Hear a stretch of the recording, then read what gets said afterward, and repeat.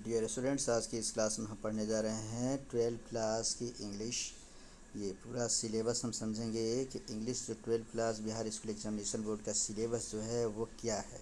इस पूरे सिलेबस को समझने के लिए एक बार हम ध्यान देंगे यहाँ पर। यह हमारा सिलेबस जो बिहार स्कूल एग्जामिनेशन बोर्ड का है, ये जीडी सर के द्वारा मैं इसको जो बता रहा हूँ एक एक करके गौर करेंगे। अगर सिर्फ सिलेबस को समझ जाते हैं तो फिर इसमें किसी प्रकार की कोई दिक्कत नहीं और आसानी से हम पूरा खंड इसका समझेंगे। तो ये हमारा है सिलेबस और इस सिलेबस में हमने दिया है यहाँ पे मार्क्स।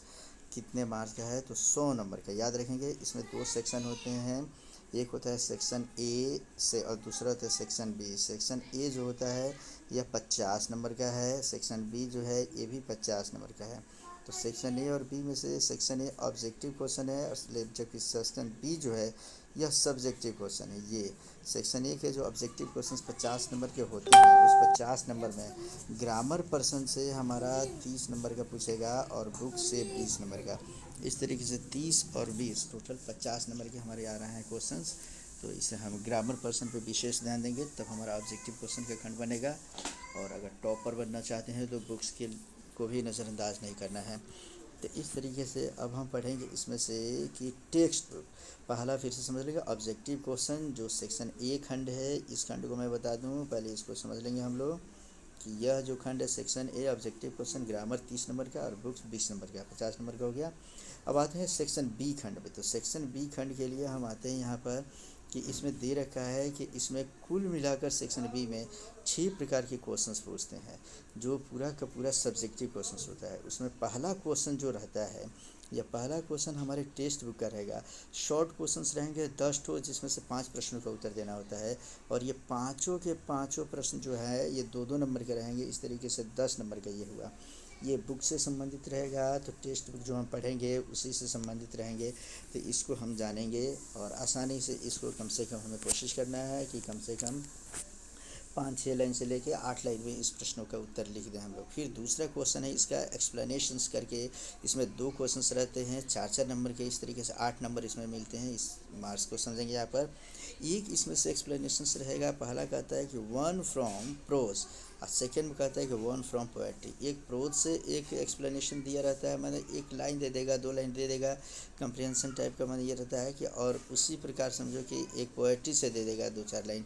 और इस तरीके से दोनों में से देकर उसको पूछता है कि इसको एक्सप्लेन करें, मैंने किस पार्ट से लिया गया है, किस संदर्भ में बोला गया है, इसको एक्सप्लेन करना होता है।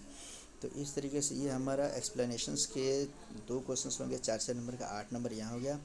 तीसरा जो इसका खंड है वह है हमारा, ये पहले समझ लें। तीसरे खंड में हम समझेंगे, कुछ और बड़ा कर दूँ कि दिक्कत ना हो किसी को समझने में। हाँ, तो तीसरे खंड के लिए हम देखेंगे इसमें से कि दिया है कि लॉन्ग क्वेश्चंस। यह इम्पोर्टेंट खंड है, सी वाला खंड जो है यह इम्पोर्टेंट खंड है। इसमें से इम्पोर्टेंट खंड इसलिए मैं बोला तीसरा खंड इसका कि इसमें लॉन्ग क्वेश्चंस रहेंगे, यही हमारे स्कोरिंग करता है। इसमें समरी पूछता है।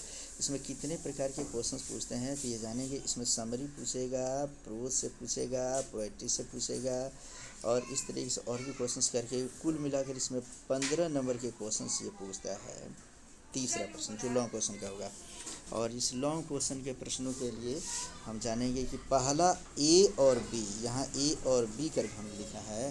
तो ए नंबर में ए क्वेश्चन रहेगा 1 out of 3 from prose and poetry. मतलब प्रोज सेक्शन से, पूरे बुक के प्रोज सेक्शन से 3 इसमें से देगा समरी लिखने के लिए। 3 लेसन का नाम दे देगा और कहेगा कि इसे एक पर इसमें समरी लिखें।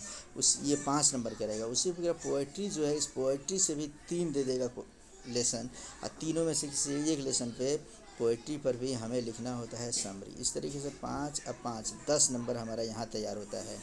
तीसरा खंड जो है इसका तीसरा प्रश्न जो रहेगा सी नंबर में करके इम्पोर्टेंस ऑफ इंग्लिश से संबंधित, ये हमारा 5 नंबर का क्वेश्चन जनरली रहता है। तो इसको हम जानेंगे, इसको पढ़ेंगे, ये इम्पोर्टेंट है। और चौथा प्रश्न जो है मैच टाइप क्वेश्चंस। किस पाठ के लेखक कौन है, किस पाठ के लेखक का जन्म कब हुआ था, कौन सा राइटर जो है, कौन सा नरेटर जो है, किस कंट्री से रिलेटेड है, उसका डेट कब हुआ था, उसका बर्थ कब हुआ था, बर्थ प्लेस क्या है, और उसकी लिटरेचर्स कौन कौन से हैं, ये मैथ्स टाइप के क्वेश्चन पूछते हैं। तो ये काफ़ी इंपॉर्टेंट, जो सबसे पहला हम जो देंगे यहाँ पे तुम लोगों को कि किस पाठ के लेखक कौन है, उनका जन्म कब हुआ था, मृत्यु कब हुई, उनके महत्वपूर्ण रचना कौन सी है, किस देश से संबंधित है, क्वालिफिकेशन क्या है, उसी से ये हमारा कंप्लीट हो जाता है तीसरा। तो ये हमारा ये कंप्लीट हो गया। अब इसमें से पांचवा जो क्वेश्चन है वह रहता है ट्रांसलेशन। सामान्य तौर पे जो पांचवा ट्रांसलेशन में से 8 ट्रांसलेशन दिया रहेगा, यहाँ ध्यान देंगे 8 ट्रांसलेशन में से सिर्फ 5 ट्रांसलेशन का भी उत्तर हमें देना है, 5 नंबर की ये हुआ। अब रही बात इसे समझने की, तो 5 प्रकार के प्रश्न इसमें देता है। एक बार मन की दुविधा को दूर करेंगे और इसको फिर से हम समझेंगे कि इसमें कुल मिलाकर 5 प्रकार के प्रश्न इसमें पूछता है, और 5 में से किसी भी अगर 3 प्रश्न का उत्तर हम लिख देते हैं, हमने 3/5 इसलिए लिखा कि इसमें से मानो कि हमें समरी याद है प्रोज और पोएट्री का, तो 2 क्वेश्चन तो वहीं बन गया। सिर्फ हम मैच टाइप भी क्वेश्चन अगर बना देते हैं समरी के बाद से, या ट्रांसलेशन भी बना देते हैं, तब भी हमारा क्वेश्चन बन जाता है। ये इंपॉर्टेंस ऑफ इंग्लिश जो पूछता है ये भी बना लेंगे तब भी हमारा क्वेश्चन बन जाएगा। इस तरीके से यदि आपने बुक तैयार नहीं किया है, समरी आपको नहीं तैयार है, तो कोई दिक्कत नहीं, घबराने की कोई ज़रूरत नहीं है। हम इसमें ट्रांसलेशन ग्रामर प्रश्न तैयार है तो ट्रांसलेशन देख लेंगे, किस पाठ के लेखक कौन है, कहाँ जन्म हुआ था, क्या उसकी रचना है, मृत्यु कब हुई थी, ये देखेंगे तो डी वाला हो जाएगा। इंपॉर्टेंस इंग्लिश से संबंधित आप लिख ही लेंगे, तो इस तरीके से 15 नंबर की यहाँ तैयारी हो जाती है। इसलिए हमने यहाँ पर लिखा है कि you have to answer only 3 questions out of 5, माने इन 5 लॉन्ग क्वेश्चन में से किसी 3 प्रश्न का ही उत्तर देना है, ज़्यादा प्रश्न का उत्तर देना नहीं है। अब अगले खंड में आते हैं हम लोग कि चौथा क्वेश्चन जो इसका है वह चौथा क्वेश्चन है एसे राइटिंग। इसमें से एसे राइटिंग के लिए हम समझेंगे कि 5 ठो एसे दे देगा लिखने के लिए, और 5 एसे में से किसी एक पर हमें एसे लिखना होगा। तो एसे लिखने की तैयारी हम अभी से करेंगे, शुरू से ही करना शुरू कर देंगे। ये 8 नंबर का क्वेश्चन पूछेगा। ये क्वेश्चन पूछता है कि लेटर या एप्लीकेशन, ये 5वां नंबर क्वेश्चन रहेगा। एक लेटर लिखना होता है या एप्लीकेशन, दोनों में से कोई एक लिखना होता है। ये भी 5 नंबर का होगा, जो नॉर्मल प्रिपरेशन से हम तैयारी कर लेंगे। और एक होता है इसमें छठा क्वेश्चन इसका है कि 1 अनसीन पैसेज और प्रेसिस राइटिंग। एक अनसीन पैसेज दे देता है, मैंने एक पैराग्राफ कंप्रीहेंशन टाइप का दे देता है लिखने के लिए, उसे लिखना होता है, या हमें प्रेसिस राइटिंग लिखना होता है। मैंने समझो कि किसी भी टॉपिक पे इसमें से प्रेसिस राइटिंग में क्या होगा कि यदि 100 शब्दों में दे दिया है तो 100 वर्ड्स में दिया है तो 33 वर्ड्स में उसको लिखना होता है। उसके लिए टाइटल भी देना पड़ता है, और टाइटल देने के साथ साथ हमें उसके बारे में शॉर्ट करके और उसको लिखना होता है ओनली 33% में। इस तरीके से ये हमारा पूरा सिलेबस हुआ, और इस पूरे सिलेबस को हम समाप्त किए। इस पूरे सिलेबस के बाद से अब हम आते हैं अगले खंड में कि इसका ऑब्जेक्टिव क्वेश्चंस और ऑब्जेक्टिव क्वेश्चंस का सिलेबस क्या होता है। तो इसके ऑब्जेक्टिव क्वेश्चंस के सिलेबस के लिए हम जानेंगे कि ऑब्जेक्टिव क्वेश्चंस में अगर सॉल्व करना है तो सबसे पहले जानेंगे आर्टिकल। तो आर्टिकल्स क्या है, आर्टिकल्स के बारे में सबसे पहले हम ये को तैयार करेंगे। फिर आर्टिकल्स के बाद हमारी तैयारी हो रही है प्रीपोजिशन की। प्रीपोजिशन हम तैयार करेंगे, मतलब एक एक करके इसका खंड जो हम तैयार कर रहे हैं उसे ध्यान देंगे यहाँ पर। ये हमारा आर्टिकल हो गया, आर्टिकल के बाद से प्रीपोजिशन हो गया, और प्रीपोजिशन के बाद से करेक्ट वर्ब फॉर्म। वर्ब के तीनों रूपों को ठीक तरीके से हम तैयार करेंगे, और वर्ब के 3 रूप अगर तैयार हो जाते हैं तब हम इसमें आगे तैयार करेंगे ऑक्सिलरी वर्ब या मॉडल वर्ब। ये क्या होता है ये देखेंगे हम लोग। फिर कम्बिनेशन है, किस प्रकार सेंटेंस को कंबाइन किया जाता है वो भी देखेंगे हम लोग। और कम्बिनेशन अगर हमारा तैयार हो जाता है तो एक्टिव एंड पैसिव वॉइस देख लेंगे। एक्टिव पैसिव वॉइस के बाद से इसमें से अगले नंबर पे है 7वें नंबर पे डायरेक्ट एंड इनडायरेक्ट नरेशन, मैंने स्पीच जिसको बोलते हैं डायरेक्ट एंड इनडायरेक्ट स्पीच, ये कंप्लीट करते हैं हम लोग। और इसी के बाद 8वें नंबर में है कि सब्जेक्ट वर्ब एग्रीमेंट, मैंने सिंटेक्स के रूप में हम कह सकते हैं। सिंटेक्स का इतना इम्पोर्टेंस है कि जितने भी कॉम्पिटिशन्स होते हैं उसमें से 33% 30 से 40% क्वेश्चन तो सिंटेक्स से रिलेटेड ही पूछ देता है, ये देख लेंगे हम लोग। फिर इसमें से 9 नंबर में है करेक्ट सेंटेंस।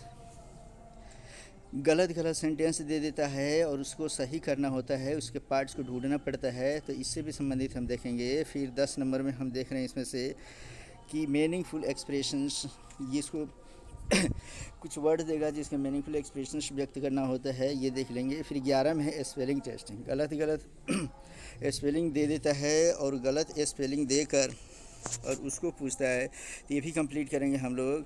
उसके बाद कहता है one word substitution, one word substitution important खंड है इसका, ये भी देखेंगे कि जैसे बहुत सारे शब्दों के लिए एक वर्ड होता है, तो हम कई शब्द के लिए एक शब्द, जैसे अनेक शब्दों का एक शब्द जो हम लिखते हैं वही वन वर्ड सब्स्टिट्यूशन की जगह इस्तेमाल करते हैं। फिर इसका अगला हिस्सा है रिमूव टू, रिमूव टू इसके ग्रामर खंड का ये हिस्सा, इसे देखना है। फिर ट्रांसफॉर्मेशन है जिसमें असर्टिव से निगेटिव, निगेटिव से इंट्रोगेटिव, इंट्रोगेटिव से असर्टिव सेंटेंस बनाना हो। ट्रांसफॉर्मेशन में सभी आ जाएंगे, इसमें से ट्रांसफॉर्मेशन में हमारा ये मुख्य तौर पे असर्टिव, नेगेटिव, इंट्रोगेटिव से लेके मॉडल से लेके और साथ साथ इसमें वॉइस वगैरह भी इसमें ट्रांसफॉर्म करने के लिए देता है। तो ये सब हम जानेंगे, सीखेंगे। और इसके बाद हमारा ये ग्रामर पर्सन करीब करीब कंप्लीट हो जाता है।